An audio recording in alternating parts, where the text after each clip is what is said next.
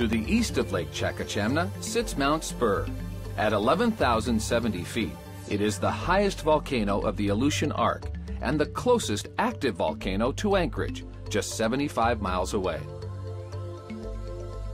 A year ago, Ormat Technologies, an international leader in geothermal power generation, was awarded a large block of leases on state land and is attempting to find a suitable geothermal field beneath the surface. If developed, wells are drilled 5,000 to 10,000 feet into the reservoir of superheated fluid, a pool of water heated by the energy beneath the volcano. The superheated fluid is drawn to the surface and used to generate electricity with low-cost natural energy. Experts predict within a decade, such a geothermal plant could provide 150 megawatts of power a day, clean energy generated by the Earth's dynamic forces. Coal is also a resource Alaska has in abundance. In fact, more than half the coal deposits in the United States are found here. And in the Cook Inlet region alone, there are ultra-low sulfur coal deposits that rival the energy in the oil deposits of Prudhoe Bay. We now know with existing technology, there is not one commercially viable source of beluga coal near Tyonek, but dozens. Most of it harvestable with no open pit mines, no surface disturbance, and little CO2 emissions. Instead of conventional methods of burning coal to generate electricity, a combustion reaction is created deep within a coal seam, where the coal is converted into a gas that can be used to generate electricity and be converted into a liquid fuel. The carbon dioxide that is generated can be pumped back into the Cook Inlet fields using the existing pipeline system to enhance oil recovery. The Department of Energy estimates that an additional 300 to 400 million barrels of oil in Cook Inlet can be produced by using carbon dioxide enhanced oil recovery. The biosafe non-toxic liquid fuel generated in the process is desperately needed to power our nation's next generation of high-performance aircraft. As for the heat created in the process, it can be used to generate 400 megawatts of power at a cost independent of the price of oil or gas. A $4 billion to $12 billion project could be up and operating within 8 years upon approval. These three projects have attracted the interest of several international corporations. Although they represent billions of dollars in investments for the plants and infrastructure here in North Foreland, in aggregate, they can provide nearly 3 times the amount of power produced at Beluga. Each is safe and environmentally responsible, and each has the potential to lower energy costs, not just for the Cook Inlet region, but for Chulista and Bristol Bay regions as well. Any one of these 3 projects, if developed, will provide much-needed energy for Alaskans and hundreds, if not thousands, of jobs.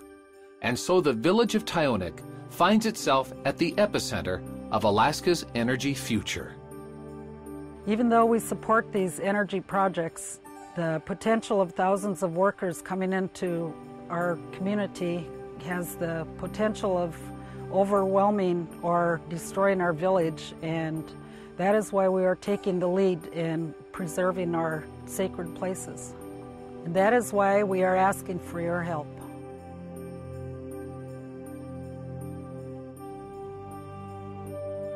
The Chewit River and its run of king and silver salmon has always sustained the people of Tyonek. Now, they are working to ensure it remains unspoiled for future generations. The Tyonek Native Corporation, in partnership with the native village of Tyonek and the Nature Conservancy, is proposing a conservation easement along the 8 miles of the Chewit bordered by Tyonek lands. The easement would prevent harmful development along the river while still preserving private ownership along with traditional subsistence activities.